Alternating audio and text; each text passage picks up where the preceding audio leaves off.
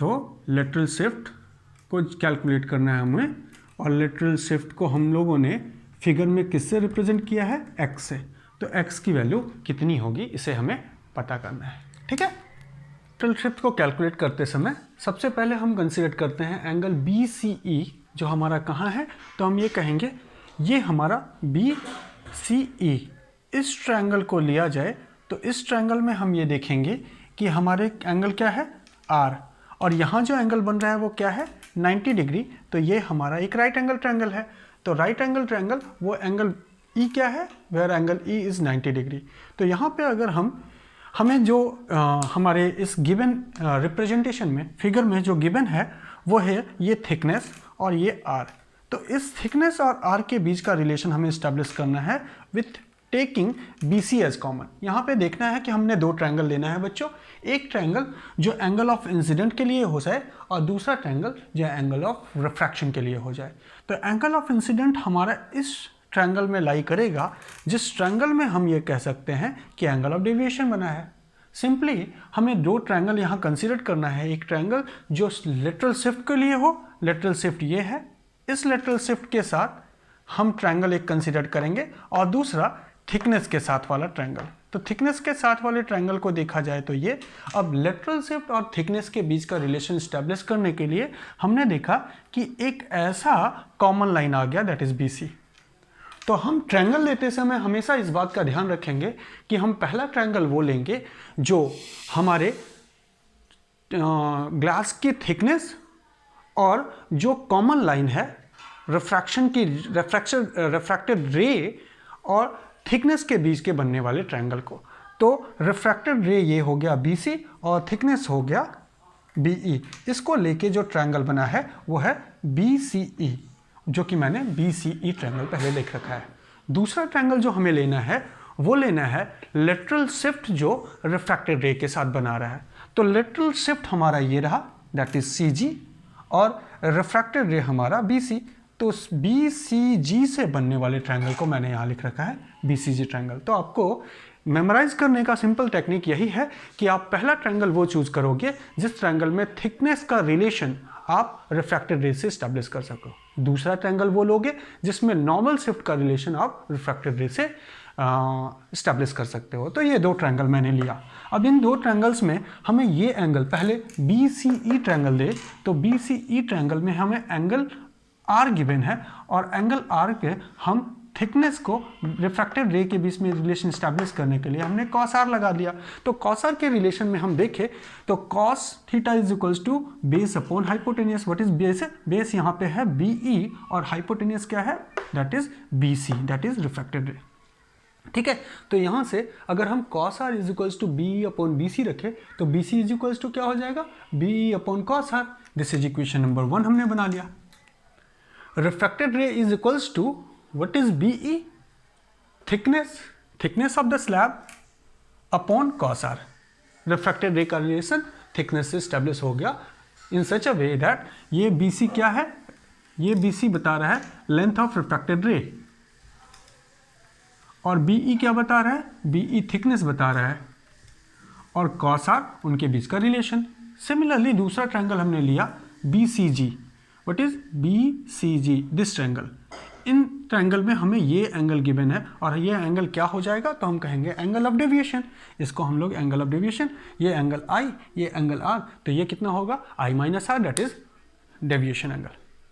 अब angle of deviation अगर हम इंप्लीमेंट करें तो एंगल ऑफ डेविएशन का रिलेशन हमें स्टैब्लिश करना है। एंगल ऑफ डेविएशन गिवन है हमें, इस ट्रायंगल में एंगल ऑफ डेविएशन मालूम है, x मालूम है, और रिफ्रैक्टेड रे से रिलेशन स्टैब्लिश करना है। तो हम कहेंगे sine deviation is equals to perpendicular that is CG upon hypotenuse that is BC। So BC की वैल्यू क्या, sine is equals to, sine deviation is equals to CG upon BC। So BC is equals to क्या हो जाएगा, CG upon deviation angle of sine. अब देखिए तो ये BC क्या बता रहा है, length of refracted ray. CG क्या बता रहा है, तो CG हम कहेंगे नॉर्मल शिफ्ट। तो रिफ्रैक्टेड रे और नॉर्मल शिफ्ट में रिलेशन, यहाँ रिफ्रैक्टेड रे और थिकनेस के बीच में रिलेशन। यही मैंने आपको बताया कि ऐसा ही ट्रायंगल आपको चूज करना है जहाँ रिफ्रैक्टेड रे का रिलेशन थिकनेस से हो जाए, रिफ्रैक्टेड रे का रिलेशन नॉर्मल शिफ्ट पे हो जाए। यहाँ पे हम लोगों ने पाया here refracted ray is equals to thickness upon cos are, यहाँ refracted ray is equal length of refracted ray is equals to normal shift upon sine angle of deviation. अब देखेंगे इक्वेशन नंबर 1 में रिफ्रैक्टेड रे की value BC, यहाँ भी BC, दोनों को अगर हम कंपेयर कर ले तो BC is equals to CG upon sine angle of deviation and BC is equals to BE upon cos R. CG upon sine angle of deviation which is equals to BE upon cos R. अब हमें क्या चाहिए, हमें चाहिए CG की value. CG की value क्या होती है, CG is equals to x, वो मैंने सब्स्टिट्यूट कर लिया और इस साइन एंगल ऑफ डेविएशन को मैं इधर भेजा तो यहाँ डेविएशन और BE किसके बराबर है, BE is equals to thickness of the slab जो T, तो x is equals to T sine deviation upon cos are. यहाँ तक क्लियर हो रहा है। अब डेविएशन वाले एंगल को हम सब्स्टिट्यूट करें इन टर्म्स ऑफ डेविएशन की वैल्यू क्या हो जाएगी I माइनस आर, उसे मैंने यहाँ सब्स्टिट्यूट कर लिया है। तो ये हम एक छोटे से एक्सप्रेशन से पता किए। अभी हमने ये जान रखा है पहले ही कि लेटरल शिफ्ट 3 फैक्टर्स पे डिपेंड करता है। पहला थिकनेस जो कि यहाँ इक्वेशन में दिख रहा है, सेकंड एंगल ऑफ इंसिडेंस जो भी दिख रहा है, एंड थर्ड है हमारा रिफ्रैक्टिव इंडेक्स जो अभी हमारे इस इक्वेशन में कहीं भी नहीं दिख रहा है। एक ऐसी चीज़ है जो हमने जिसके बारे में डिस्कस ही नहीं किया है। हमने ये जाना था कि लेटरल शिफ्ट 3 फैक्टर कौन कौन से हैं, एंगल ऑफ इंसिडेंस, दूसरा थिकनेस और तीसरा refractive index of a medium. अब हमें रिलेशन जो जिस फैक्टर पे डिपेंड होता है बच्चों, जो भी फिजिकल कॉन्सेप्ट जिस फैक्टर पे डिपेंड होगा, हमें उस फिजिकल क्वांटिटी का रिलेशन उसी फैक्टर के रिस्पेक्ट में हमको डिराइव करना है। एक्सप्रेशन हमारा उसी के फैक्टर में होना चाहिए।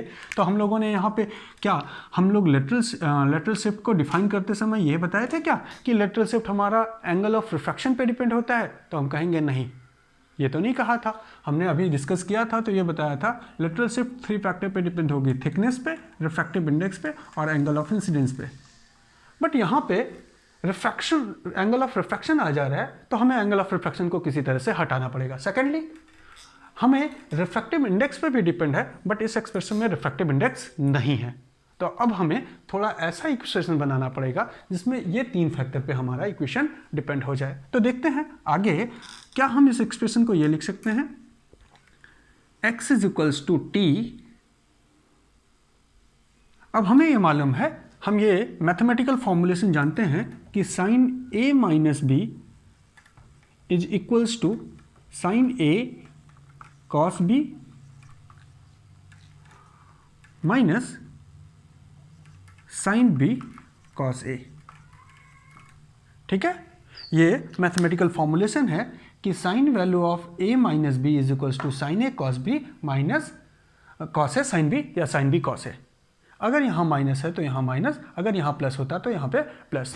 तो हम इस एक्सप्रेशन में I के A के जगह पे क्या है I और B के जगह पे क्या है R, तो क्या इसको हम इस तरह से मोल्ड कर सकते हैं, sine I cos R minus sine R cos I। ठीक है, इस इक्वेशन का मैथमेटिकल ट्रिग्नोमेट्रिक इक्वेशन का यूज करके हम ये रिलेशन लिख लें और इस पूरे को हमें किससे डिवाइड करना है, तो हम कहेंगे पूरे इक्वेशन को हमें नीचे हमारा क्या दिया हुआ है कॉस आर, तो कॉस आर से डिवाइड करना है, तो ये मैंने कॉस आर से डिवाइड कर दिया। ठीक है, अब आगे हमें ये क्या, इस एक्सप्रेशन को हम ये लिख सकते हैं, ये मैं थोड़ा सा इरेज कर रहा हूँ, x is equals to T, इस वाले फैक्टर को अगर कॉस आर से डिवाइड करें तो क्या मिलेगा साइन आई, और इस वाले फैक्टर को अगर कॉस आर से डिवाइड करें तो क्या मिलेगा साइन आर कॉस आई अपॉन कॉस आर। ठीक है, यहां तक क्लियर हुआ बच्चों कि हमने बोथ साइड कॉस आर से डिवाइड कर लिया, तो ये हमारा एक्सप्रेशन मिला। अब आगे हमें ये जानना है कि अब इसे हम कैसे रिप्लेस करते हैं। तो नेक्स्ट हम देखेंगे कि हमें ये मालूम है कि refractive index of glass with respect to air, glass with respect to air is equals to sine value of क्या होगा i upon sine value of r, sine r होता है। इम्प्लाइज अगर हम यहाँ पे लिखे तो हम इसको ये लिख सकते हैं कि sine R is equals to क्या हो जाएगा, तो sine R is equals to sine I upon mu. अब म्यू मैं यहाँ पे एक सिंबल ले ले रहा हूँ कि mu G with respect to air को हम सिंपली क्या लिखे हैं, म्यू से। तो यहाँ मैं म्यू लिख लिया। तो कॉस आर को साइन आर को किससे रिप्लेस कर सकते हैं, साइन आर को रिप्लेस कर सकते हैं हम आई अपॉन म्यू से। अब आगे हमें एक और चीज़ देखना है कि साइन आर को sign I upon sign mu से ले लिया। अब अगर हम देखें तो हम एक और रिलेशन जानते हैं कि sine square theta plus cos square theta is equals to 1। So cos square theta क्या हो जाएगा, तो कहेंगे cos square theta is equals to 1 minus sine square theta. और थीटा को अगर रिप्लेस कर दें आर से तो cos square R is equals to 1 minus sine square R, और स्क्वायर को हटा दे तो क्या रिलेशन आ गया, cos R is equals to root over 1 minus sine square R. ठीक है, तो यहाँ पे हम साइन आर को रिप्लेस कर सकते हैं इस फॉर्मूले से और कॉस आर को रिप्लेस कर सकते हैं इस फॉर्मूले से। तो हम लिखेंगे here X is equals to T sine I minus sine R के जगह पे क्या रखना है, साइन आई अपॉन म्यू, और उसके बाद क्या है, कॉस आई है। साइन आर के जगह पे हमने ये वैल्यू रख लिया, कॉस आई के जगह पे कॉस आई रख देते हैं, और उसके बाद कॉस आर के जगह पे ये वैल्यू रखते हैं, दैट इज 1 माइनस क्या रिलेशन होगा, साइन आर के जगह पे साइन आई अपॉन म्यू रखा, कॉस आई के जगह पे कॉस आई ही रहने देना है हमें बच्चों, कॉस आई अपॉन कॉस आर के जगह पे root over 1 minus sine square क्या हो जाएगा आर, और साइन स्क्वायर आर की वैल्यू कितनी है, साइन आई अपॉन म्यू, तो हम साइन आई अपॉन म्यू यहाँ लिख सकते हैं। ठीक है, तो यहाँ से देखा जाए तो ये रिलेशन टी साइन आई, ठीक है, टी यहाँ से हमारा कॉमन है, sine I minus sine i cos I upon mu root over 1 minus, यहाँ पे अगर देखें तो साइन स्क्वायर आर की वैल्यू कितनी हो जाएगी, साइन स्क्वायर आर की वैल्यू हो जाएगी sine square i upon mu square. ठीक है, क्लियर है, ओके। अब इस रिलेशन को हम यहाँ से चाहें तो इसको एज यूजुअल लिख सकते हैं टी साइन आई दोनों में है तो साइन आई को हमने कॉमन ले लिया, बचा 1 minus cos I divided by, अगर यहाँ देखें तो mu square minus sine square i upon mu बाहर निकलेगा तो mu square minus sine square i. ठीक है, और अब अगर हम चाहे तो साइन स्क्वायर, ये हमारा रिलेशन आ गया।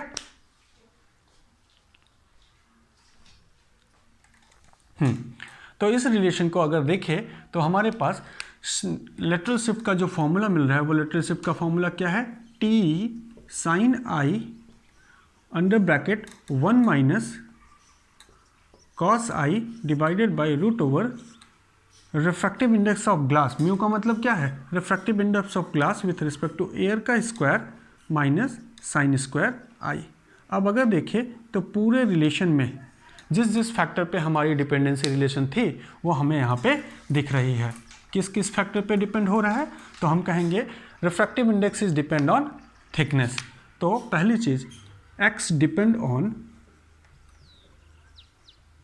नंबर 1 थिकनेस, एक्सप्रेशन में हमारी थिकनेस आया हुआ है तो थिकनेस t पे डिपेंड है।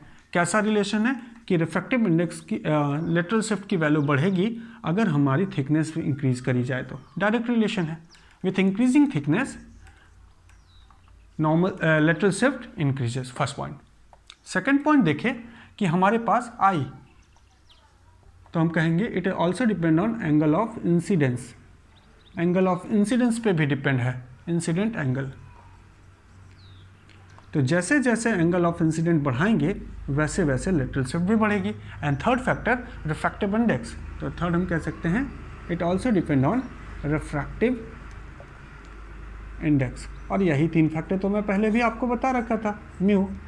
ठीक है, तो ये देखा जाए तो x is depend on 3 factor, और इसको छोड़ के और कोई फैक्टर नहीं हो सकता, t, म्यू एंड i, और यहाँ पे भी हमारे रिलेशन में t, म्यू एंड i ही आ रहा है। तो ये नॉर्मल शिफ्ट को कैलकुलेट करने का, हम लेटरल शिफ्ट को कैलकुलेट करने का हमारा फॉर्मूला आ गया, x is equals to t sine i under bracket 1 minus cos I upon root over mu square minus sine square i. ठीक है, अब अगर हम थोड़ा सा एक छोटे से डेरिवेशन को और कर लेते हैं बच्चों कि what will be the maximum value of lateral shift, तो लेटरल शिफ्ट की मैक्सिमम वैल्यू कितनी आएगी, तो मैक्सिमम कितना डिस्प्लेसमेंट हो सकता है, तो हम कह सकते हैं थिकनेस को छोड़ दिया जाए, एंगल ऑफ आई को बढ़ाया जाए। तो एंगल आई जैसे जैसे बढ़ाएंगे, जैसे मान लिया जाए अब अगर हम कहें maximum X, maximum lateral shift,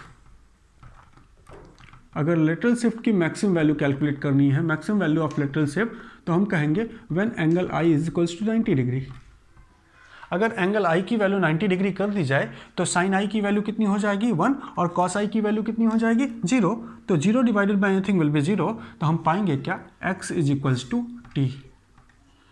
तो when light incident normal to the surface, when light incident parallel to the surface, then lateral shift will be maximum, and the maximum lateral shift will equals to कितना होना चाहिए, it will equals to thickness of the glass slab। ठीक है, तो इस point को note कर लेंगे। what is the condition for maximum lateral shift, when angle of incidence is 90 degree। तो when light incident parallel to surface या interface, lateral shift will be, shift is maximum and its maximum value is equals to thickness of the slab। Third point, उसके बाद हम देखते हैं minimum कब होगा lateral shift। So for minimum lateral shift अगर हम मिनिमम करना चाहते हैं तो मिनिमम करने के लिए एंगल ऑफ इंसिडेंस को 0 कर लो। तो जैसे हम एंगल ऑफ इंसिडेंस को 0 करेंगे, angle of incidence is equals to 0 multiply होकर 0, so angle of incidence is taken to be 0, और 0 का मतलब क्या है, when light incident perpendicular to the interface. I की वैल्यू 0 और कितना होता है, x इज इक्वल्स टू 0 कब होगा, when light incident normal to interface. ठीक है, तो ये आपको मालूम होना चाहिए कि लेटरल शिफ्ट मैक्सिमम कब है, लेटरल शिफ्ट मिनिमम कब है, कौन कौन से फैक्टर पे लेटरल शिफ्ट डिपेंड कर रहा है, और what is the equation for calculation of a lateral shift. तो ये हम लोगों ने बच्चों लेटरल शिफ्ट के बारे में जाना। अब हम लेटरल शिफ्ट के बाद नेक्स्ट टॉपिक जानेंगे नॉर्मल शिफ्ट। अभी हमने लेटरल शिफ्ट की सारी थ्योरी जान ली है। Okay, thank you.